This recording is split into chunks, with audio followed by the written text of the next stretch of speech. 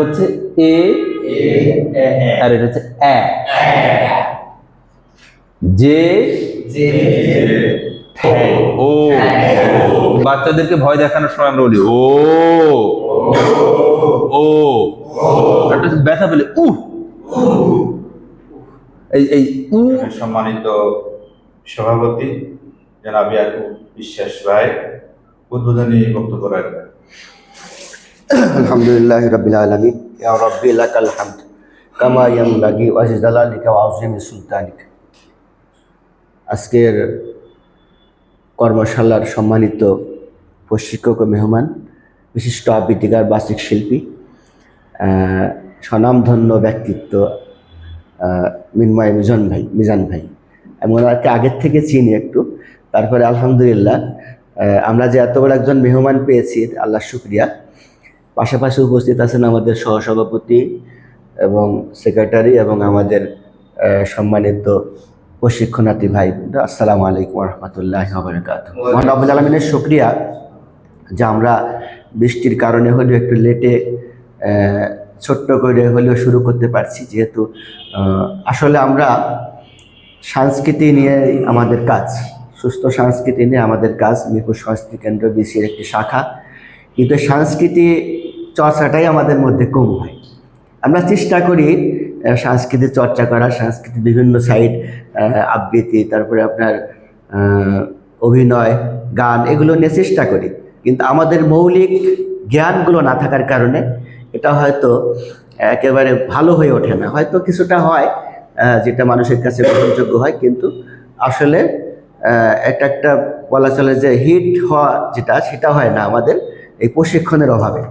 আর এই প্রশিক্ষণ আমরা আয়োজন করতে পেরেছি, আমাদের কিছু ভাইয়ের অবদান আছে এর পিছনে, তাদেরকে আল্লাহ জাযা খায়ের দান করুন। এবং আমরা সবাই যেন এই প্রশিক্ষণকে সুন্দরভাবে গ্রহণ করতে পারি। অ্যাক্টিভলি আমরা এখান থেকে উপাদানগুলো নোট করে নিব, পাশাপাশি যেন আমরা একজন ভালো আবৃত্তিকার হতে পারি। আজকের এই প্রথম যে সেশনটা, এই সেশনটা থেকে এটা আশা করছি আপনাদের কাছে, আপনারা এটাকে কাজে লাগাবেন, অবশ্যই উন্মুক্ত হয়ে আপনারা এটাকে গ্রহণ করবেন। ক্লাস নেই, প্রাক প্রস্তুতি। আবৃত্তি শিল্পী হতে হলে কি কি ধরনের জ্ঞান আপনার থাকতে হবে, তার একটা গাইডলাইন থাকে ওখানে। কারো যদি ঘাটতি থাকে তাহলে সে সেই ঘাটতিটা পূরণ করে নিতে। এরপর আমরা আলাপ করি বাক জড়তা মুক্তি নিয়ে। মানে আমাদেরকে কথা বলতে হবে, বাচিক শিল্পীদের কথা বলতে হবে। কথা বলতে গেলে কিসের মাধ্যমে কথা বলবে? আমাদের বাক প্রত্যঙ্গগুলোর মাধ্যমে, জিহ্বা, চোয়াল, ঠোঁট, এগুলোর মাধ্যমে। এগুলোকে ফ্লেক্সিবল রাখার জন্য, ইজি রাখার জন্য কিছু ব্যায়াম আছে। তারপর আমরা একটা ক্লাস রাখি স্বর প্রক্ষেপণের উপর। আবৃত্তি শিল্পীকে কখনো অনেক উপরে কথা বলতে হয়, কখনো বেস থেকে কথা বলতে হয়, কখনো স্বাভাবিক কণ্ঠে কথা বলতে হয়, কখনো টোন চেঞ্জ করে কথা বলতে হয়। চাইলেই কি আমি অনেক উপরে কথা বলতে পারবো? এর জন্য প্রস্তুতি দরকার আছে। যেন স্বর প্রক্ষেপণটা, বিভিন্ন স্কেলে স্বর প্রক্ষেপণের উপর আমরা একটা ক্লাস রাখি। তারপর আসি আমরা পাঠে। পাঠের আগে যেটা দরকার সেটা হচ্ছে শব্দগুলোর উচ্চারণ। উচ্চারণটাকে আমরা বেশি ফোকাস দিই, উচ্চারণের উপর বেশি ক্লাস থাকে, 3টার মতো ক্লাস থাকে।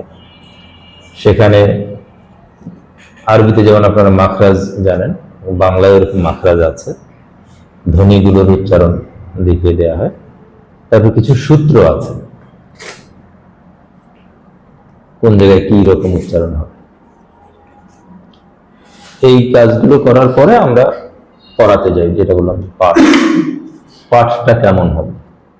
একজন সংবাদ পাঠকও কথা বলেন, একজন সংবাদ রিপোর্টারও কথা বলেন, দুজনের বলার ভঙ্গি আলাদা। একজন বক্তাও কথা বলেন, তার বলার ভঙ্গি আলাদা। মাঠে বক্তৃতা দিতে গেলে যেই টোনে কথা বলবে, টক শোতে এসে যদি একই টোনে কথা বলে তাহলে শুনতে কর্কশ লাগবে, খারাপ লাগবে। টক শোতে এসে স্বরটা নামিয়ে ফেলতে হবে। এখন দেখবেন অনেকেই যারা বাইরে জোরে জোরে কথা বলে, টক শোতে এসে জোরে জোরে কথা বলছে, যেটা শ্রোতার কানকে পীড়া দেয়। এবার অনেকে টক শোয়ে কথা বলে বলে অভ্যস্ত হয়ে গেছে, মাঠে গিয়ে যখন কথা বলে আস্তে আস্তে কথা বলে, মানুষ আর তার কথা শুনতে পায়। এই যে পার্থক্য, কথা বলার পার্থক্য, সেটার উপরে আমরা আরেকটা ক্লাস নেব। তারপরে একবার আবৃত্তির জন্য আরেকটা ক্লাস, সেটা হচ্ছে ছন্দ ও তাল। কিছু কিছু কবিতা আছে তাল, সেই তালগুলো সম্পর্কে আমাদের জানতে হবে, আর এই তাল জানার জন্য আমাদেরকে ছন্দ জানতে হবে। এরপরে একটা ক্লাস থাকে ভাব ও রসের উপরে, আবেগের উপরে, মানে এক এক কবিতা এক এক আবেগে লেখা থাকে। তো কোন আবেগে কিভাবে পড়তে হবে সেটা আমাদের জানানো হয় ভাব ও রসের ক্লাসে। কখনো দেখবেন খুব ক্রোধ থেকে বলা হচ্ছে, কখনো খুব করুণ জায়গা থেকে বলা হচ্ছে। করুণ হলে কণ্ঠটা কেমন হবে, ক্রোধ হলে কণ্ঠটা কেমন হবে। কখনো খুব উৎসাহ উদ্দীপনায় কণ্ঠটা কেমন হবে। ঘৃণা প্রকাশ পাচ্ছে কোথাও, ঘৃণার সময় কণ্ঠটা কেমন হবে। কারো প্রতি ঘৃণা প্রকাশ করছেন, কিন্তু আপনার কথা শুনে যদি মনে হচ্ছে হয় যে ভালোবাসা প্রকাশ করছেন, তাহলে কি ঘৃণাটা ফুটে উঠবে? তাহলে কিভাবে প্রকাশ করবে, এগুলো আপনাদের জানা থাকতে হবে। সর্বোপরি এই সবকিছু মিলে ফাইনাল যে জিনিসটা, সেটা হচ্ছে নির্মাণ, আবৃত্তি নির্মাণ। মানে আপনি রান্না করবেন, রান্না করার জন্য যা যা প্রয়োজন সব আনছেন, তাতে কি রান্না হয়ে যাবে? আপনি রান্না করার কৌশলটা আবার আলাদা, সেটা হচ্ছে আবৃত্তি নির্মাণ। একটা কবিতাকে এই সবকিছু নিয়ে কিভাবে আপনি সুন্দরভাবে উপস্থাপন করবেন। এই সবকিছু তো একদিনে আলাপ করা সম্ভব না। আমি আজকে বেসিক যে জায়গাটা, উচ্চারণ নিয়ে যে একটা কথা বলি, আর যদি দেখি ভাব রস নিয়ে যে একটা কথা বলি। তো উচ্চারণে আমরা শুরুতে যে কাজটা করি সেটা হচ্ছে ধ্বনিগুলো সম্পর্কে একটু ধারণা দেই, ধ্বনিগুলো উচ্চারণ কেমন হবে। যেমন বাংলা ধ্বনি দুই প্রকার জানেন, স্বরধ্বনি, ব্যঞ্জন ধ্বনি। স্বরধ্বনির মধ্যে মৌলিক আছে 7টা। মৌলিক 7টা স্বরধ্বনি যদি আপনার ঠিক হয়, তাহলে উচ্চারণের 50% ঠিক হয়ে যাবে।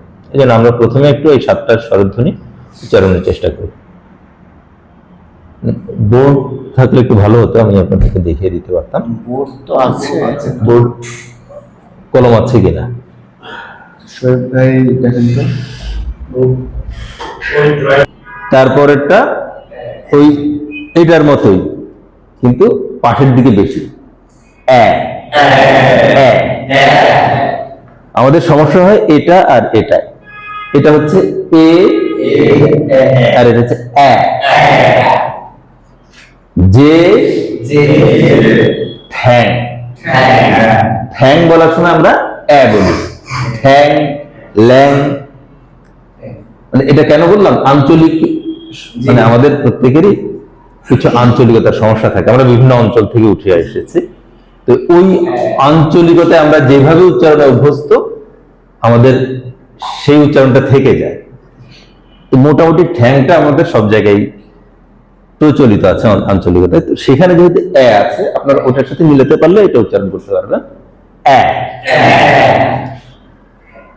যে, সে, কে, এগুলো কিন্তু আমরা কে বলি না, কে বলি, কে, সে। সুতরাং এখানে আমরা এ বলি, কিন্তু আমাদের অধিকাংশেরই এ এবং সমস্যা থাকে, যদিও দুটোই আমরা উচ্চারণ করতে পারি। কিন্তু ওই শব্দগুলো আঞ্চলিকতায় অন্যভাবে উচ্চারণ করি বলে এখন এসে আমাদের ঠিক করতে সমস্যা হয়। কিন্তু আমরা ওই যে মূল জায়গায় চলে গেলাম, এর উচ্চারণটা চলে গেলাম, এর উচ্চারণে চলে গেলাম। এইভাবে আপনারা প্র্যাকটিস করবেন, নিজে নিজে প্র্যাকটিস করে ঠিক করে নেবেন। তারপরে জানার চেষ্টা করুন কোন শব্দের উচ্চারণে এ, কোন শব্দের উচ্চারণে সেটা ঠিক করে আলাদা আলাদা করে লিখবেন। এর উচ্চারণে কোনগুলো, এগুলো আলাদা লিখবেন। এর উচ্চারণে কোনগুলো, সেগুলো আলাদা লিখবেন, লিখে উচ্চারণ করবেন। যেমন আপনি কেমন আছেন, কেমনকে আমরা অনেকে কেমন বলি। আপনি কেমন আছেন, তো এটাকে কেমন বলবেন। তাহলে কে যদি বলতে না পারেন, তাহলে আপনি ঠ্যা বলেন, যেহেতু ঠ্যাং পারেন। ঠ্যাং, ক্যাং, কেমন, এইভাবে মিলিয়ে নেবেন। মিলিয়ে নিয়ে উচ্চারণ করবেন, তাহলে খুব ইজিলি পারবেন। আরেকটা উচ্চারণের সমস্যা হয় ও এবং উ। কিছু অঞ্চলে ওকে উ বলে, ফটো, ফুটো,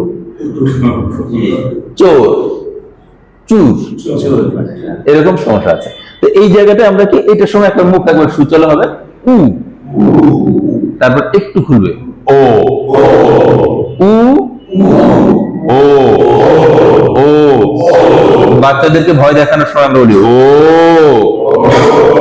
ও একটা ব্যথা পেলে এই এই উ আর ও এগুলো মাথায় রাখলে ঠিক হয়ে যাবে। তো ঠিক আছে, আমরা এই 7টা উচ্চারণ করি, আমার সাথে সাথে উচ্চারণ করেন।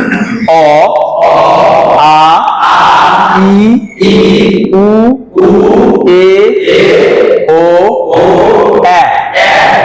অ আ ই উ এ ও এ। এবার একটু দ্রুত যাই। অ আ ই উ এ ও এ। আচ্ছা, মুখের একটু ব্যায়াম করে নিই, তাহলে আপনাদের জন্য ইজি হবে। ওই যে আমরা বলছি যে ব্যায়ামের একটা ক্লাস থাকে, হালকার উপর আমরা একটু ইয়ে করি। আমাদের নিচের যে চোয়ালটা আছে এটাকে একটু সামনের দিকে নেওয়ার চেষ্টা করি, একটু ভিতরের দিকে নেওয়ার চেষ্টা করি, ডান দিকে বাঁ দিকে, ডান দিক থেকে বাঁ দিকে একবার ঘুরিয়ে নিয়ে আসি, বাঁ দিক থেকে ডান দিকে। এবার বড় করে হা করে এক কামড়ে, মনে করি যে মাঝখানে একটা আপেল আছে, এক কামড়ে একটা আপেল খেয়ে ফেলার চেষ্টা করি। 5 বার করি।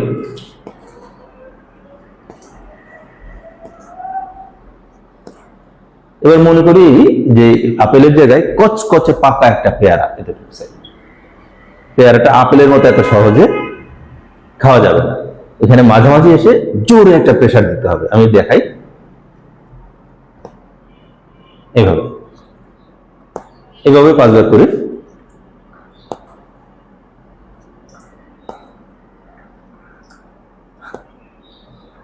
এবার পান খাই, যাদের দাঁত নাই, তারা যেভাবে পান খায় সেভাবে।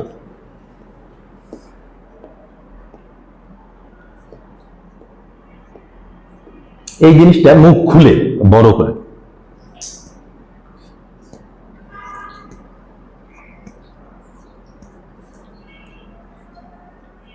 আচ্ছা চোয়াল রিলেটেড মোটামুটি এগুলো। জিহ্বাটা দাঁতের চারপাশে, ডান দিক থেকে বাঁ দিকে 10 বার ঘুরিয়ে নিয়ে আসি।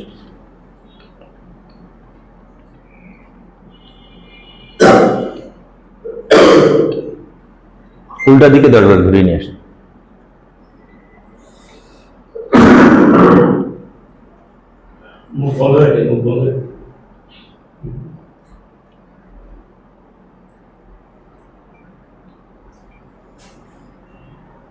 এটা একটু কষ্টকর, ঘাড় ব্যথা হয় না, নিয়মিত প্র্যাকটিস করলে আর এই কষ্টটা হবে না। যাদের ঘাড় ব্যথা করে তারা কিন্তু বেশি কথা বলে দেখবেন যে আপনার মাথা ধরে যাবে, জিহ্বার প্র্যাকটিসটা একটু করবেন বেশি। এবার জিহ্বা একটু কাঁপাবো, সামনে একটু হাত রাখি যাতে আরেকজনের গায়ে থুতু না লাগে।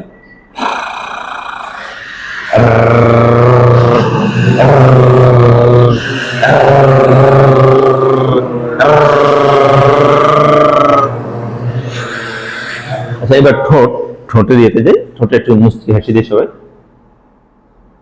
মুচকি হাসিটা একটু বড় করি, যেটা খুলেটাকে বলে ভেটকি, ভেটকি দিই।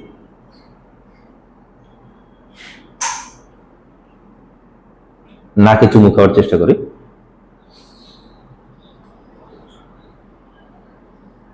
এবার ঠোঁট কাঁপাই, ছোটবেলায় যেমন মোটরসাইকেল চালানোর জন্য ঠোঁট কাঁপাইছি না,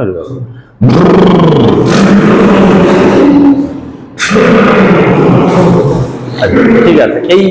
এই প্র্যাকটিস গুলো নিয়মিত করবেন। আর এখন তো অনলাইনে অনেক পাওয়া যায়, আপনারা অনলাইনে ভিডিও দেখতে পারেন কি কি আর ব্যায়াম আছে বা বাক প্রত্যঙ্গ গুলো, সেগুলো দেখে সেগুলো করতে পারেন। আচ্ছা, এবার আবার আসি। অ আ ই উ এ ও এ। এবার একটু দ্রুত। অ আ ই উ এ ও এ। করতে থাকেন।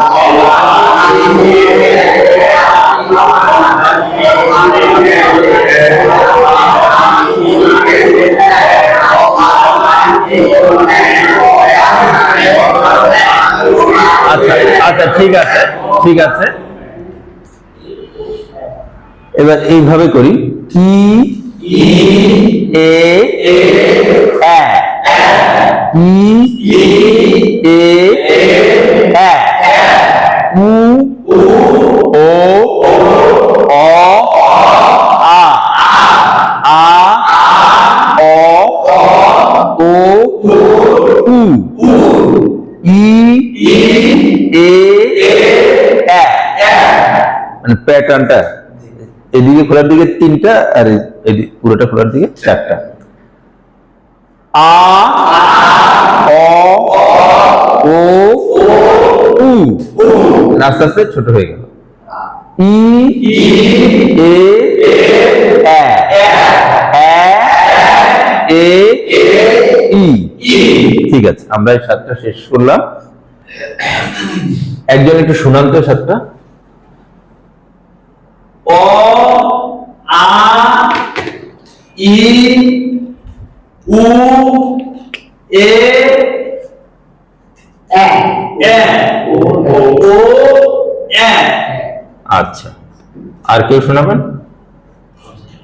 অ আ ই উ এ ও এ। ঠিক আছে। আচ্ছা, এবার এগুলো একটু উচ্চারণ করব। এটার উচ্চারণ কি? ক। এটা খ। আচ্ছা, এটা হচ্ছে অল্প প্রাণ। অল্প প্রাণ মানে মুখ থেকে বাতাস বের হবে না। এটা হচ্ছে মহাপ্রাণ, বাতাস বের হবে। ক যোগ হ, এই ক যোগ হ সমান সমান খ। এই সবগুলো মহাপ্রাণ এই একই ভাবে। আর ক এর মধ্যে আবার একটা সুপ্ত অ আছে। প্রতিটার সাথেই, প্রতিটা ব্যঞ্জনের সাথেই একটা সুপ্ত ইয়ে থাকে, আপনার স্বরধ্বনি থাকে। প্রতিটা ব্যঞ্জনের সাথে একটা স্বরধ্বনি থাকে। তো এই ক এর সাথে আমরা যখন হ যোগ করি তখন হয় খ। আমরা কিন্তু কহ বলি না বা কহ বলি না, আমরা বলি খ, মানে তৃতীয় একটা ধ্বনি।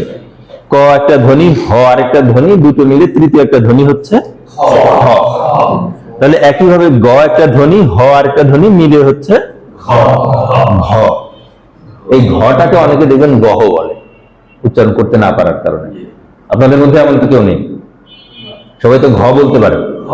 ঠিক আছে, তাহলে ক খ ক্ষয় আরেকটা সমস্যা আছে, অনেকে আমরা খ উচ্চারণ করে অভ্যস্ত। আরবি হা খ, যে খ এখানে আলজিব আছে, বাংলার ক্ষয়ে আলজিবের ব্যবহার নাই। এগুলো হচ্ছে কণ্ঠবর্ণ।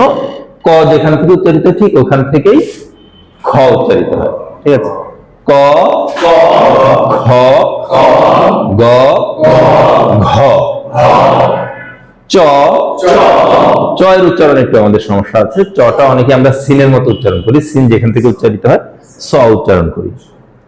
ছাতা বলতে না গিয়ে ছাতা বলি, তো ওই উচ্চারণের জায়গাটা হবে জিম। ঠিক আছে, জিম যেখান থেকে উচ্চারিত হয়।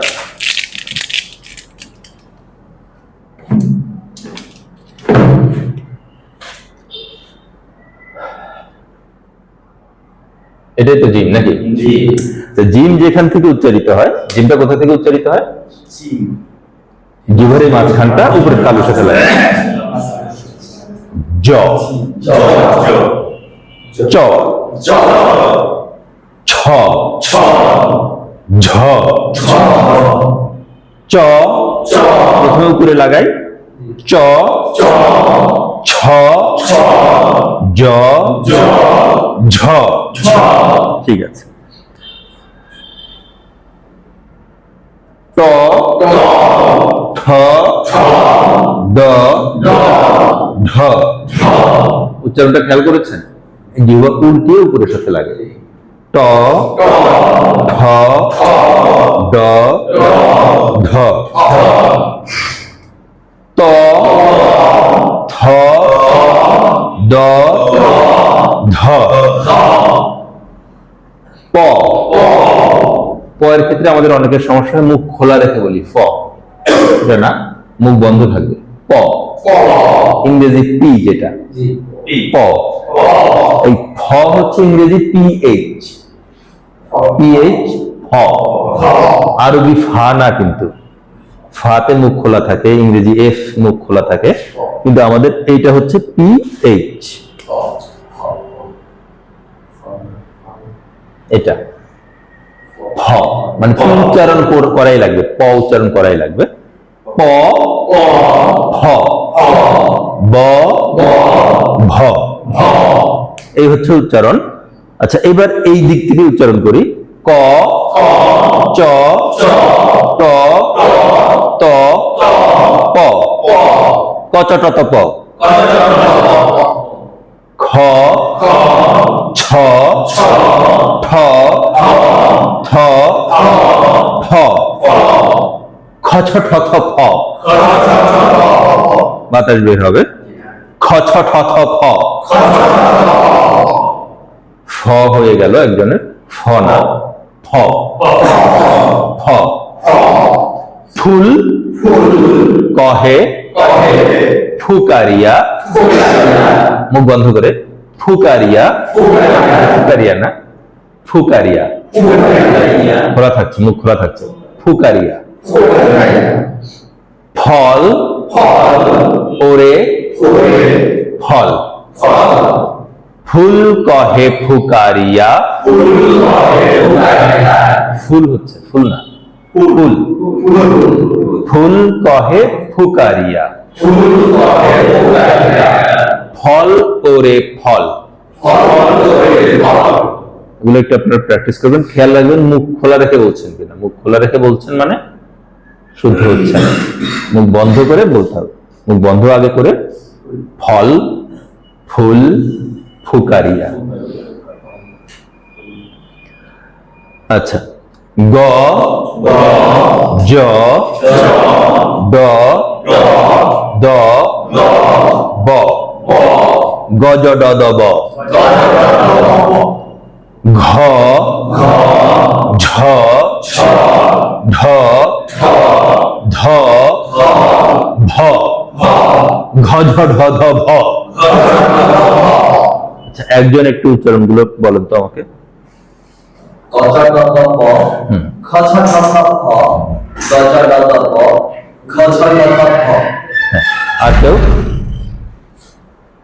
ক চ ট ত প, খ ছ ঠ থ ফ, ফ হলো ফ, খ ছ ঠ ত ফ, গ জ ড দ ভ ব, খ ছ ঠ ধ ভ।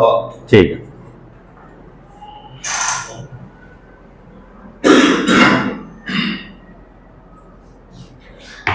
আমাদের স আছে তিনটা,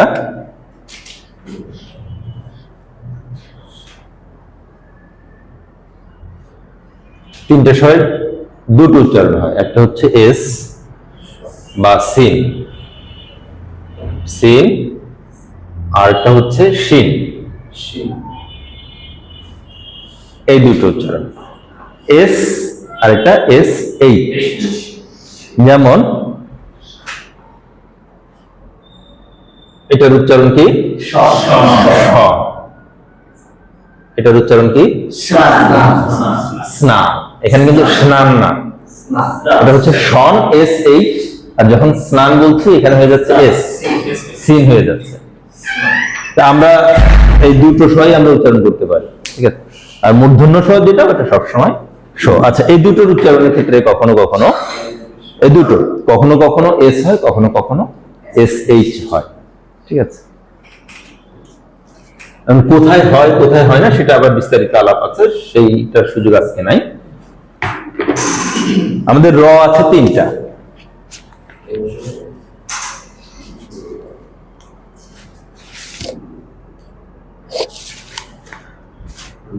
এটা বোধহয় সহজেই আমরা পারি। র, যে জিহ্বা কাঁপালাম, র, এগুলো উচ্চারণ করতে গেলে জিহ্বাকে কাঁপাতে হয়। র, এইটা হচ্ছে আমরা যেমন ড বলি যেখান থেকে, ড, ঠিক সেখান থেকেই এই দুটোই। এই ড যেখান থেকে বলি সেখান থেকে ড বলার জন্য একটা চেপে ধরতে হয়, আর র বলার জন্য জাস্ট একটা টোকা দিতে হয়। র, র, এটা হচ্ছে র, র, যারা র বলতে পারেন না তারা ড বলবেন, তবুও র বলবেন না। র, এই র এর সাথে হ সংযুক্ত করে, এর সাথে হ সংযুক্ত করে এটা গাঢ়, মূঢ়, হ, হ, আষাঢ়। গড়ের মাঠে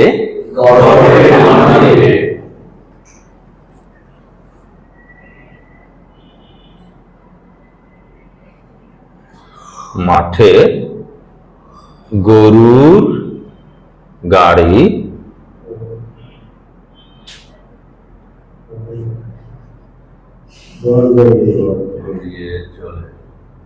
গড় গড়িয়ে যায়। গড়ের মাঠে গরুর গাড়ি গড় গড়িয়ে যায়। যারা র বলতে পারেন না তারা ড বলবেন। গড়ের মাঠে গরুর গাড়ি গড় গড়িয়ে যায়।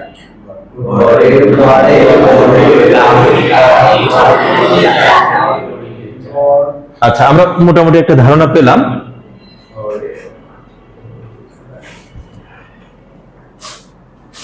আমাদের 4টা মহাপ্রাণ আছে, এখানে এখনো আসে নাই।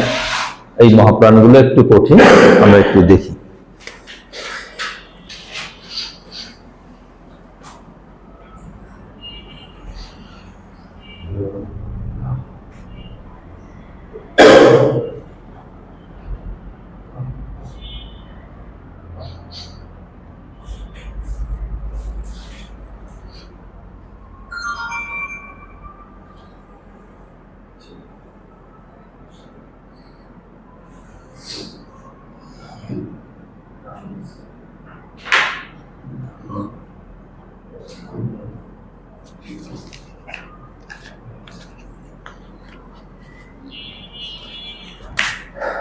এই মহাপ্রাণগুলো আলাদা কোনো প্রতীক নেই, বর্ণ নেই, কিন্তু যুক্ত ব্যঞ্জনে আসার কারণে এই মহাপ্রাণগুলো উচ্চারণ করতে হয় আমাদের। এবং চিহ্ন, এইটার উচ্চারণ আমরা অনেকে চিহ্ন বলি, অনেকে চিহ্ন বলি, অনেকে চিহ্ন বলি। এই তিনটেই ভুল। উচ্চারণ হচ্ছে চিন, প্রথমটুকু চিন, চিন, এতটুকু ঠিক আছে। পরের নটা হচ্ছে মহাপ্রাণ। এই যে ন সাথে এইচ, ন, ন, মানে এটা হচ্ছে নো আর এটা হচ্ছে ন। আমরা যেমন ক এবং খ উচ্চারণ করেছি, খ সমান সমান খ উচ্চারণ করেছি, তাহলে এটা হবে ন। প্রতীক, প্রতীক নেই, বর্ণ প্রতীক নেই, কিন্তু ধ্বনি আছে। যেমন এ, যেটা আমরা বলেছি, এর কিন্তু বর্ণ প্রতীক নেই, এর মধ্যেই সুক্ত। একে দুটো উচ্চারণ করতে হয়, কখনো এ, কখনো এ। তো এইখানেও আমাদের আলাদা বর্ণ প্রতীক নেই, কিন্তু আমাদের উচ্চারণ করতে হয়। আমরা ন বলেছি, ন উচ্চারণ করেছি, তাহলে নয়ের মহাপ্রাণ ন, ন। মানে এইটা যেমন উচ্চারণ করেছি, ক উচ্চারণ করেছি, ক এর মহাপ্রাণ খ, তাহলে ন, নয়ের মহাপ্রাণ ন। হ্যাঁ, এই যে ন যোগ হ, ন, ম যোগ হ, ন, মহ না, কিন্তু আমরা কহ বলি নাই, কহ বলি না, সুতরাং ম, মহ এগুলো না। যেমন খ বলেছি তৃতীয় একটা ধ্বনি, সেইভাবে ম। যেহেতু মহাপ্রাণ মুখ দিয়ে বাতাস হবে, আবার যেহেতু নাসিক্য নাক দিয়ে বাতাস বের হবে, ন, ন, ন। র এর মহাপ্রাণ র, র। ল এর মহাপ্রাণ ল, ল। আচ্ছা, এখানে আমি একটা বলি, এই উচ্চারণের যে সমস্যাগুলোর ক্ষেত্রে দুই ধরনের সমস্যা থাকে। একটা হচ্ছে না জানার সমস্যা, আর একটা হচ্ছে না পারার সমস্যা। যেমন এটার উচ্চারণ কি? এটার উচ্চারণ আসলে বক্ষ। হ্যাঁ, বক্ষ। হয়তো কেউ কেউ জানতেন না বলে বক্ষ বলতেন, এখন জানছেন, জানছেন যেহেতু পারছেন। বক্ষকে এখন বক্ষ বলতে পারছেন না, বক্ষ। কিন্তু কিছু কিছু উচ্চারণ আছে জানার পরও পারবেন না। এটা যে প্রশ্ন যে ব ওকারাম কেন বলবে?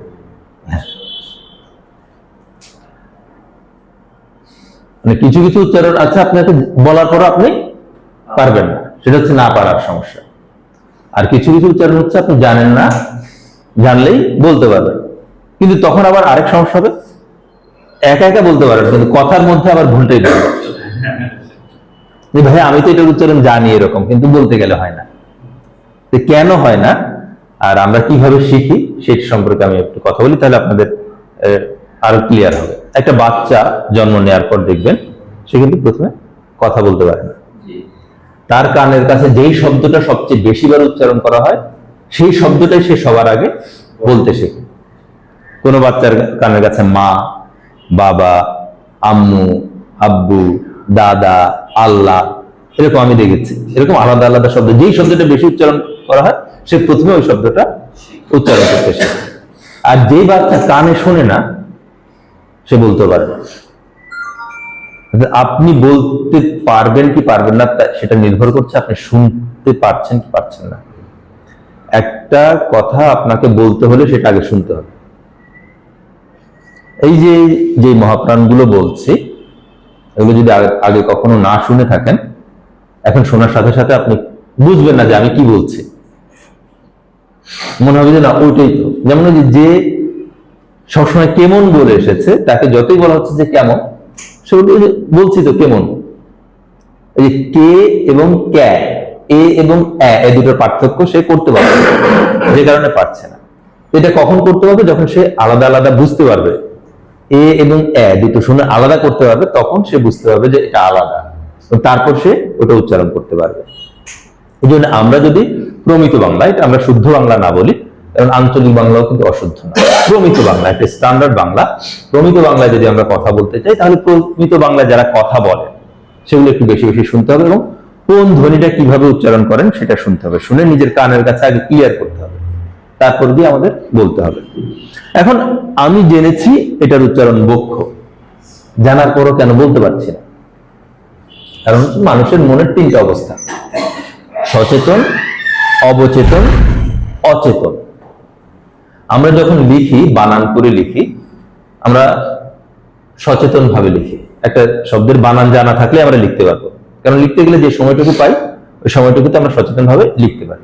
কিন্তু যখন বলি সচেতন ভাবে কোন শব্দের পর কোন শব্দ কি উচ্চারণে বলবো এইভাবে কথা বলা যায় না। শব্দগুলো আমাদের মনের অবচেতনে থাকে, অবচেতনে থাকে বলে ওই অবচেতনে যে অবস্থায় আছে সেটাই উঠে আসে। আমি জেনেছি এটার উচ্চারণ বক্ষ, সচেতন, এটাকে আমার অবচেতনে নিয়ে যেতে হবে, একটু রিসেট দিতে হবে। কম্পিউটারে ঝামেলা হলে যেমন একটা রিসেট দেয় না, হ্যাঁ, এখন তো আবার রাজনীতিতে কথা আছে যে রিসেট বাটন চাপা যাবে না। কোন একটা শব্দ আমার মনের মধ্যে আছে বক্ষ, মানে অবচেতনে আছে বক্ষ, সচেতন আছে বক্ষ। তাহলে এই সচেতন থেকে অবচেতনে কিভাবে নেব? এটা প্রাথমিক সূত্র হচ্ছে জীবনে যতবার বলেছেন ভুল ততবার শুদ্ধ বলবেন, তাহলে চলে যাবে, অবচেতনে চলে যাবে। তো প্রথম দিকে হয়তো 80, 100 এরকম বলতে হবে, বক্ষ বক্ষ বক্ষ বক্ষ বক্ষ বলে বলে নিতে হবে। কিন্তু একটা পর্যায়ে দেখা যাবে যে 15-20 বার বললেই মোটামুটি ঠিক হয়ে যাবে। তা না, এই কাজটা করতে হবে, নাহলে ওই যে পুঁথিগত বিদ্যা কর হস্তে ধন, নহে বিদ্যা নহে ধন বলে প্রয়োজন। আপনি এটা জেনেছেন, এটা পুঁথিগত না, জেনেছেন, কিন্তু এটা সচেতনে আছে, এটা অবচেতনে নিতে হবে। যখনই যে শব্দের উচ্চারণ জানবেন যে এটা, সেটা বারবার উচ্চারণ করে অবচেতনে নিয়ে যেতে হবে। তা না হলে আপনি কথা বলার সময় ভুলটাই চলে আসবে। যে প্রশ্নটা করেছেন যে কেন আমাকে বক্ষ বলতে হবে, এটা হচ্ছে আমাদের উচ্চারণের প্যাটার্ন, উচ্চারণের প্যাটার্নটা ফলো করে, মানে আমি তো আগে সূত্র প্রণয়ন করিনি, আগে দেখেছি শব্দগুলো ধরো, এই উচ্চারণের প্যাটার্ন দেখে আমাদের ধ্বনিতাত্ত্বিকরা দেখেছেন যে সাধারণত শব্দের শুরুতে যদি অ থাকে, এটা হচ্ছে সূত্রের আলাপ, শুরুতে যদি অ থাকে এবং তারপরে ধ্বনিটা তারপরে বর্ণতে যদি কিছু বিষয় থাকে, সেক্ষেত্রে সেই অয়ের উচ্চারণটা ও এর মতো হয়। আমরা অ ও আলাদা ধ্বনি, কিন্তু বলেছি যে অটা কখনো কখনো ও হয়। যেমন নদ, তারপরে আমরা কি বলি? নদী বলি, কি বলি? নদী বলি। কেন বলি? তালিল একটা ব্যাপার আছে না আরবিতে, দেখবেন যে চেঞ্জ হয়ে যায়, ইয়া থাকলে চেঞ্জ হয়ে যায়, কোথাও ওয়া আছে ওয়াটা চেঞ্জ হয়ে ইয়া হয়ে যায়, এরকম একটা কেন? সুবিধার্থে, বলার সুবিধার্থে, আপনি সূত্র না দিলেও এরকম হয়ে যাবে। ওইভাবেই নদী না হয়ে নদী, যদি ইর সাথে ও কাছাকাছি, সুতরাং অটা চেঞ্জ হয়ে ও হয়ে যাচ্ছে। এটা হচ্ছে আমাদের স্বাভাবিক প্রক্রিয়া। এটাকেই ফলো করে তারা সূত্র বানিয়েছেন যে শুরুতে যদি অ থাকে, তারপরে যদি হ্রস্ব ইকার থাকে, দীর্ঘ ইকার থাকে, হ্রস্ব উকার থাকে, দীর্ঘ উকার থাকে, ক্ষীয় থাকে, তারপরে জফলা থাকে, জয় ইও একটা আছে, যদি এগুলো থাকে তাহলে এটার প্রবণতা হচ্ছে ওকারান্ত। যে কারণে আমরা বক্ষ বলবো, পদ্য বলবো, পদ্যকে আমরা অনেকে পদ্য বলি, গদ্য বলবো, গদ্যকে গদ্য বলি, লক্ষ্য বলবো, অনেকে লক্ষ্য বলি, হ্যাঁ, কক্ষ বলবো, অনেকে কক্ষ বলি। এইভাবে আমাদের উচ্চারণগুলো ঠিক করতে হবে। এটা সূত্রের ব্যাপার, সূত্রের জন্য আলাদা আলাপ আছে, সেদিকে আজকে আমরা না যাই। আমরা এই চারটা একটু চেষ্টা করি। ভ, ভ, ঢ, ঢ। কয়েকটা শব্দ একটু উচ্চারণ করি। চিন, ধ, অপরাণ, ধ, সায়ান, ধ, মধ্যাহ্ন, ধ, আন, ঘৃ। এই শব্দগুলো আমাদের নয়ের মহাপ্রাণ উচ্চারিত হয়। দাম, ধন, ব্রহ্ম, ভ, ব্রহ্মা, ব্রহ্মা, ব্রহ্ম, ব্রাহ্মণ,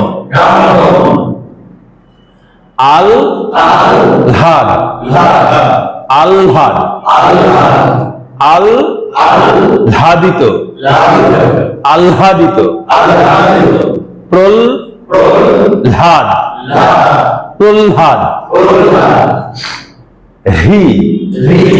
হৃদয়,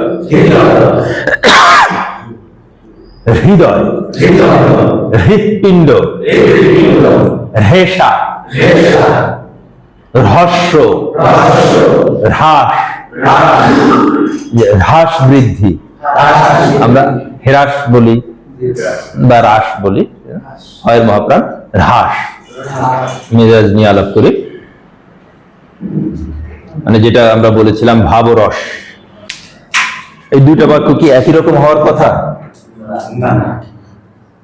যে আমরা বললে তো একই রকমই হবে নাকি? আমি ভালোবাসি, এটা কেমন হবে বলেন দেখি একজন।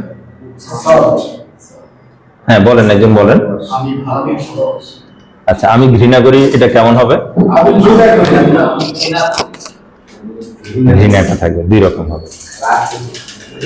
আচ্ছা, এবার আমরা একটু জানার চেষ্টা করি, সেটা হচ্ছে এই যে মেজাজ বা ইয়ের ভাষায় যেটা বলে, অলংকার শাস্ত্রের ভাষায় ভাব বলে। মানুষের ভাবকে বিশ্লেষণ করে এই যারা অলংকারবিদ তারা দেখেছেন যে মানুষের মূল ভাব হচ্ছে 9টা, আর অস্থায়ী বা সঞ্চারী বলে, সঞ্চারী ভাব হচ্ছে 33টা।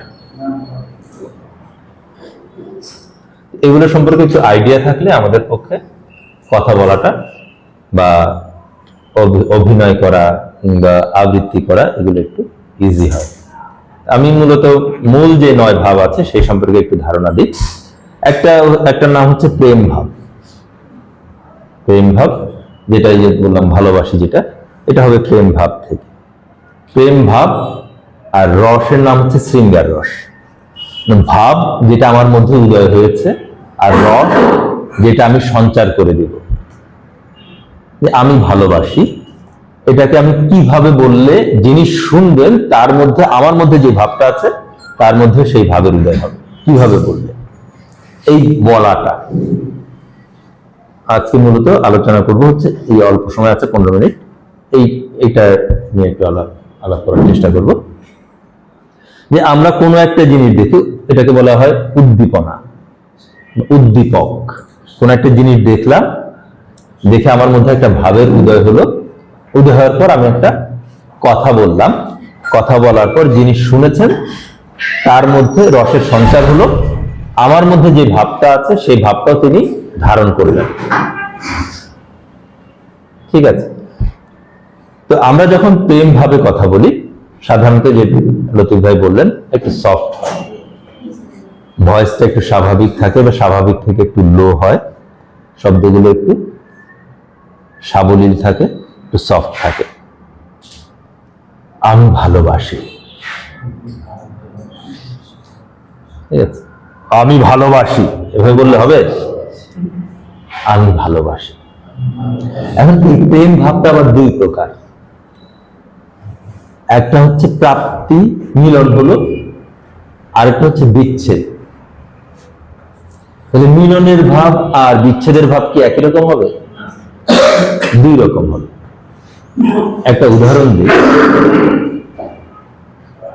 চিল্কায় সকাল নামে একটা কবিতা আছে বুদ্ধদেব বসুর। এটা যখন কেউ পড়বে, কি ভালো আমার লাগলো আজ এই সকালবেলা, কেমন করে বলি। আবার রফিক আজাদের একটা কবিতা আছে প্রতীক্ষা। এমন অনেকদিন গেছে, আমি অধীর আগ্রহে অপেক্ষায় থেকেছি, হেমন্তে পাতা ঝরার শব্দ শুনল বলেই নিঃশব্দে অপেক্ষা করেছি বনভূমিতে। আরেকটা হচ্ছে, কি ভালো আমার লাগলো আজ এই সকালবেলা, কেমন করে বলি। কি নির্মল নীল এই আকাশ, কি অসহ্য সুন্দর, যেন গুণীর কণ্ঠের অবাধ উন্মুক্ত তান দিগন্ত থেকে দিগন্তে। এটা ভালো লাগার আবেশ ছড়িয়ে পড়ছে। এখানে টোনটা খেয়াল করে, এমন অনেকদিন গেছে, আমি অধীর আগ্রহী হবে। এখানে টোনটা কি ভালো আমার লাগলো, দুই রকম। এখন এমন অনেকদিন গেছে, এটাকে যদি আমি এই টোনে করি, এমন অনেকদিন গেছে, আমি অধীর আগ্রহে অপেক্ষায় থেকেছি, এমন অনেকদিন গেছে, আমি অধীর আগ্রহে অপেক্ষায় থেকেছি। টোনের পার্থক্য বুঝছেন? একটা হচ্ছে হোয়াইট টোন আর একটা হচ্ছে ডার্ক টোন। তাহলে একটু কষ্ট যেটা, দুঃখের কথা যেখানে, বিচ্ছেদ যেখানে, সেখানে ডার্ক টোনটা চলে আসছে। আর যেখানে আনন্দ বা পাওয়া, সেখানে হোয়াইট টোনটা চলে আসছে। তো এই টোনের ব্যবহারটা গুরুত্বপূর্ণ। টোন যদি আমি হোয়াইট টোন ডার্ক টোন আলাদা করতে না পারি, তাহলে আমি ঠিকভাবে আবেগটা ফুটিয়ে তুলতে পারবো না, শ্রোতার কাছে ঠিক আবেগটা যাবে না। ঠিক আছে? আচ্ছা, এই যে এখন যেভাবে দেখালাম শৃঙ্গার রস, শৃঙ্গার রস দুই ধরনের, একটা হচ্ছে বিপ্রলব্ধ শৃঙ্গার রস, আর একটা হচ্ছে সম্ভোগ শৃঙ্গার রস। সম্ভোগ শৃঙ্গার রস মানে হচ্ছে প্রাপ্তি বা মিলন, যেটা ওই যে বললাম, কি ভালো আমার লাগলো আজ এই সকালবেলা, এটা।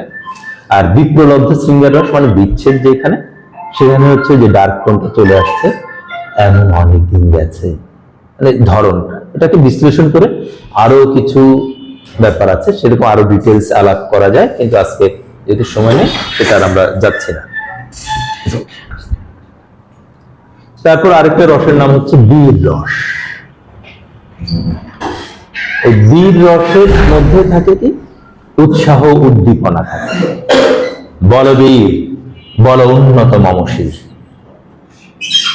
এটাকে আমরা এইভাবে বলতে পারি, বলবীর, বল উন্নত মমশীর। এখানে আর উৎসাহ থাকছে না, এখানে থাকছে কি ক্রোধ। সেটা হচ্ছে আবার রুদ্র রস। তাহলে বীর রস আর রুদ্র রসের মধ্যে পার্থক্য আছে, দুটো আলাদা। একটা হচ্ছে উৎসাহ উদ্দীপনা থাকছে, আর একটার মধ্যে হচ্ছে ক্রোধ থাকছে। তো বলবীরটা বা বিদ্রোহীর কবিতাটা হচ্ছে আমাদের বীর রসের কবিতা, কিন্তু রক্ত চোখের আগুন মেখে ঝলসে যাওয়া আমার বছরগুলো, বাংলা ছাড়ো কবিতা যেটা, এখানে হচ্ছে রুদ্ররস। তো রক্ত চোখের আগুন মেখে ঝলসে যাওয়া আমার বছরগুলো, এটাকে যদি এইভাবে বলি, রক্ত চোখের আগুন মেখে ঝলসে যাওয়া আমার বছরগুলো, এখানে আর ক্রোধ ফুটে উঠছে না, যিনি শুনছেন তার মধ্যে ক্রোধ সঞ্চারিত হচ্ছে না। তা আমরা যদি এইভাবে বলি, রক্ত চোখের আগুন মেখে ঝলসে যাওয়া আমার বছরগুলো, আজকে যখন হাতের মুঠোয় কণ্ঠনালীর খুন পিয়াসী ছুরি, কাজ কি তবে আগলে রেখে বুকের কাছে কেউটে সাপের ঝাঁপি। প্রতিটা শব্দ আলাদা আলাদা করে চাপ দিয়ে দিয়ে বলছি, যে শুনবে তার মধ্যে ক্রোধ খুব তৈরি হবে। এটাকে যদি আমি এভাবে বলি, রক্ত চোখের আগুন মেখে ঝলসে যাওয়া আমার বছরগুলো, আজকে যখন, তাহলে আর ওই ক্রোধটা আসছে না।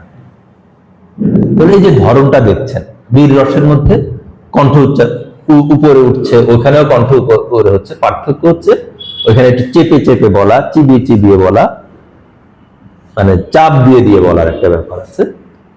আর যেখানে ক্রোধ নেই, উৎসাহ উদ্দীপনা আছে, সেখানে এই বিষয়টা নেই, কিন্তু কণ্ঠ উপরে থাকবে।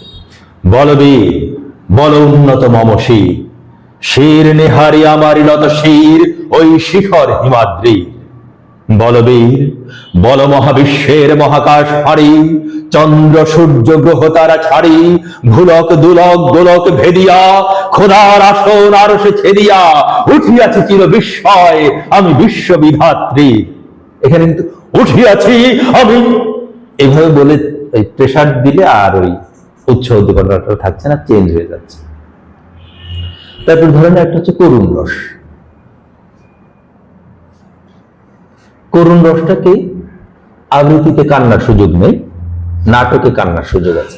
নাটকে পুরো আবেগটা দিতে পারবেন, কাঁদতে পারবেন, কিন্তু আবৃত্তিতে 60% থেকে 70% পর্যন্ত যেতে পারবেন। কান্নার পূর্ববর্তী একটা অবস্থা, কাঁদা যাবে না। সারা রাত স্বপ্ন দেখি, সারাদিন স্বপ্ন দেখি, যেরকম আকাশ পৃথিবী দেখে, পৃথিবী আকাশ। তো কান্না যাবে না এরকম, সারা রাত স্বপ্ন দেখি, সারাদিন স্বপ্ন, এরকম কান্না যাবে না আবৃত্তিতে। এটা নাটকে করা যাবে, আবৃত্তিতে করা যাবে না। মানে আবৃত্তিতে কান্নার পূর্ববর্তী একটা অবস্থা। যেমন ধরেন হাস্যরস, হাস্যরসের মধ্যে কণ্ঠের বৈচিত্র্যপূর্ণ ব্যবহার। হো বিক্রমাদিত্য রাজার ছিল নবরত্ন নয় ভাই, আর তানসান ছিলেন মহা ওস্তাদ, এলেন তাহার সভায়।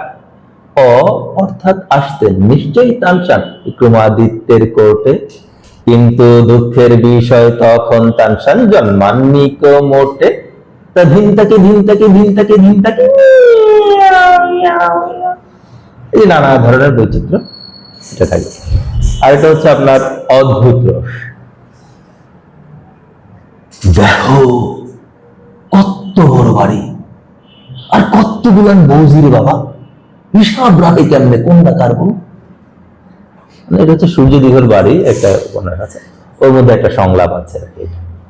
যদিও হাস্যরসাত্মক, কিন্তু অদ্ভুত রসে।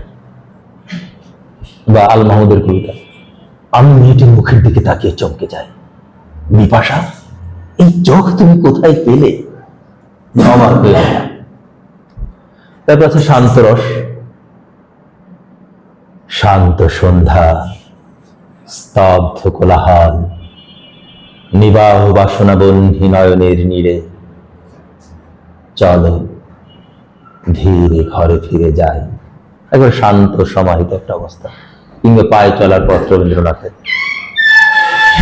এই তো পায়ে চলার পথ, এসেছে বনের মধ্য দিয়ে মাঠে, মাঠের মধ্য দিয়ে নদীর ধারে, খেয়া ঘাটের পাশে বট গাছ তলায়, তারপরে ওপারের ভাঙা ঘাট থেকে বেঁকে চলে গেছে গ্রামের মধ্যে। ভয়ানক রস আছে। রাত কত হলো, উত্তর মেলে না, কেননা অন্ধকাল যুগ যুগান্তর গোলক ধাঁধাই ঘোরে, পথ অজানা, পথের শেষ কোথায় খেয়াল নেই। পাহাড় তলিত অন্ধকার, মৃত রাক্ষসের চক্ষু কোটরের মতো। একটা ভয়ের একটা আবহ। এখানে কিন্তু আমাদের ডার্ক টোন ব্যবহার করতে হয়। তারপরে আরেকটা হচ্ছে বিভৎস রস, গা গুলিয়ে ওঠা, বমি হওয়া, এই ধরনের বিভৎস রস। যেমন